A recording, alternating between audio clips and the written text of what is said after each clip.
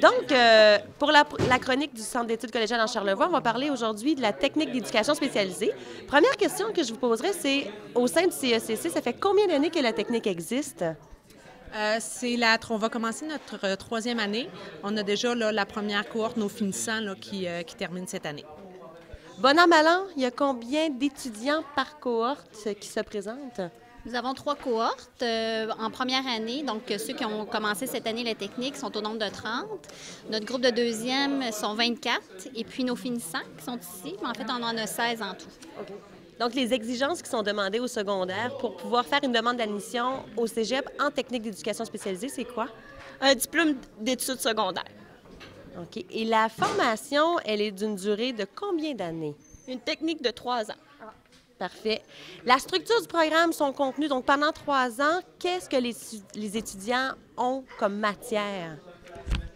La première année, c'est principalement des cours pour apprendre l'observation, l'animation. Ensuite, on tombe au cours de clientèle. On va voir toutes les clientèles possibles, de l'enfance aux personnes âgées. Et à la troisième année, il y a les stages. Puis on termine avec un projet en 6e session, en dernière session. Le type de clientèle ou tout de moins le type d'étudiants qui se présentent dans les différentes cohortes aux 3 ans, c'est?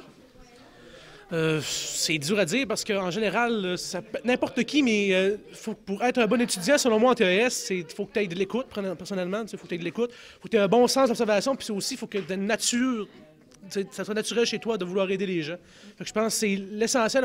Si tu as ça, n'importe qui peut venir, en fin de compte, en TES. OK. Les perspectives d'emploi, ça ressemble à quoi suite à l'obtention du diplôme? Il y en a plusieurs. En fait, on peut travailler dans les forums jeunesse, dans les centres de la petite enfance. Ça peut être dans les écoles primaires, secondaires, CHSLD, centres hospitaliers. Dans le communautaire, donc au niveau de la santé mentale, toxicomanie. Donc, on touche à différents types de clientèle, donc différentes problématiques. Alors, il y a différents milieux de travail. Différents milieux de travail, mais j'entendais aussi qu'à la troisième année, il y a un stage qui se fait. Les stages, est-ce qu'ils sont faits dans des divers milieux? En fait, il y a combien de stages? Pour revenir un peu à la question. Donc, la dernière année, il y a différents stages sur les 2 sessions. Comment ça fonctionne? En fait, dans le cadre de la formation de 3 ans, il y a 2 stages. Il y en a un de 3 jours qui se fait à la 2e année, puis il y en a un autre de 5 jours qui, lui, se fait en dernière année. Donc, actuellement, on a des stagiaires ici qui font présentement même un stage, là. Donc, peut-être qu'ils peuvent faire part de leur milieu. Bien, moi, je suis en stage actuellement à l'hôpital de Baie-Saint-Paul dans un centre de jour pour déficience intellectuelle et troubles envahissants du développement des adultes. Alors, moi, présentement, je suis en stage, dans le fond, au CLSC. Je fais les 2 points de service Malbaie et Baie-Saint-Paul. On se trouve à servir un peu les familles démunies qui vont être peut-être sous le seuil de la pauvreté. Donc, on travaille autant au niveau de l'enfance que les familles. Moi, présentement, je fais mon stage au IRDPQ, ce qui veut dire Institut de réadaptation en déficience physique, avec une clientèle environ de 0 à 12 ans, avec des difficultés physiques, langagières. Votre appellation d'emploi, vous vous appelez des techniciennes, comment des éducatrices spécialisées à la fin de la cohorte? Vous avez sûrement un titre d'emploi. Dans le fond, c'est éducatrice spécialisée, les techniciens, mais éducatrice spécialisée, ça va bien faire. Éducateur, dépendamment des milieux aussi. Est-ce qu'au niveau de l'emploi, c'est quand même une formation qui est demandée sur le territoire de Charlevoix? Oui, le taux de débouché, c'est quand même... finalement, oui, les personnes... on a même eu des appels de Québec, là, des gens là, à plusieurs endroits là, qui cherchaient des diplômés. OK. Si on veut parfaire notre formation, on finit notre diplôme, on se rend compte qu'on aime ça, puis qu'on aime ça beaucoup, beaucoup, beaucoup, beaucoup, puis qu'on veut continuer d'étudier dans la même perspective. Dans quelle branche, finalement, à l'université, on peut se retrouver? Bien, en fait, pour avoir 2 branches, soit dans le fond l'adaptation scolaire ou le bac en psychoéducation, qu'on peut poursuivre nos études dépendamment de quelle clientèle on est le plus à l'aise. Donc, psychoéducation peut-être plus au niveau comportement, puis le bac en adaptation scolaire, tout ce qui a trait les problématiques dans les milieux scolaires, la problématique chez les jeunes 0-18 ans. OK. Oui. Puis, est-ce que c'est une exigence de la population, en fait, des entrepreneurs et des entreprises charlevoisiennes en matière d'avoir seulement juste le DEC ou ils demandent de plus en plus d'universités, d'après toi? Bien, je crois que ça dépend des milieux. Il y a des milieux que, justement, ça prend des techniciennes, tandis qu'il y a des milieux qui exigent, justement, au niveau de l'université. Je pense au centre jeunesse. Dans les commissions scolaires, ils vont engager aussi des techniciens. Je pense que c'est relatif par rapport au changement de restructuration que ça va dépendre, justement. Mais je crois qu'avec un DEC, on est pas mal pris. On peut se placer très bien. Je vous demanderais, c'est quoi les avantages à choisir la formation du TES plutôt qu'une autre formation sur le territoire de Charlevoix? Bien, moi, je crois que de venir à Charlevoix, c'est la proximité pour ceux qui restent à Charlevoix. Donc, on n'a pas besoin de se déplacer à Québec quand on veut faire la technique qu'on aime.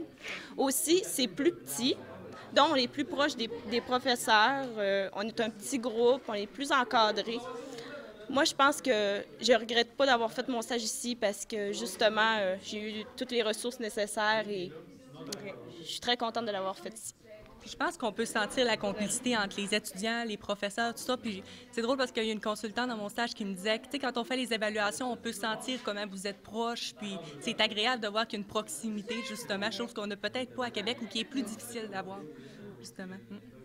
Je terminerai en faisant faire un petit tour, peut-être nommer votre nom, puis nommer en même temps le côté positif de cette formation en une seule phrase. Je vais débuter par l'autre côté, tiens. Moi, c'est Renée Clich, je suis enseignante en éducation spécialisée. Peut-être un avantage, c'est, on vient de la nommer, c'est la proximité entre les enseignants et les étudiants. On connaît bien le parcours des étudiants, on connaît leurs attentes, où ils veulent travailler plus tard, quelle clientèle les intéresse davantage. Puis également, si quelques-uns éprouvent des difficultés d'apprentissage dans un certain cours, alors c'est possible pour nous de faire de la récupération et de les aider là, au niveau de leur réussite scolaire. C'était bon. Oui, Kathleen Bernier, je suis responsable coordonnatrice de la technique. Moi, ce que je vois, c'est plus peut-être au niveau des enseignantes. On est des enseignantes d'expérience. On a travaillé longtemps comme éducatrice. Je pense qu'à nous quatre, on a à peu près 75 ans d'expérience. Fait qu'on est vraiment des filles de terrain. Fait que pour ça, je pense que ça donne plus de crédibilité à notre technique.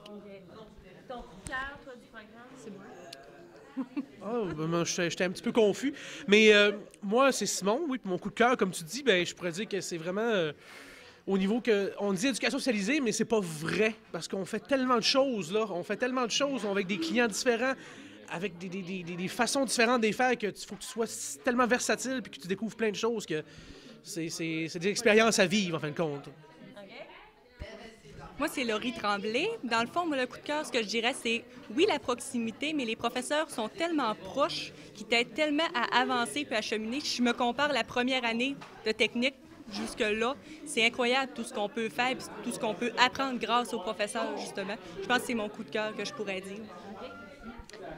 Mon nom, c'est Stéphanie Gilbert, étudiante de 3e année. Moi, mon coup de cœur, c'est vraiment les enseignantes comme Laurie. On savait qu'il était tout le temps là pour nous épauler lorsqu'on avait quelque chose, qu'aussi il était très disponible. La disponibilité est une grande force chez les enseignants et ça fait le tour de ce que j'avais à dire.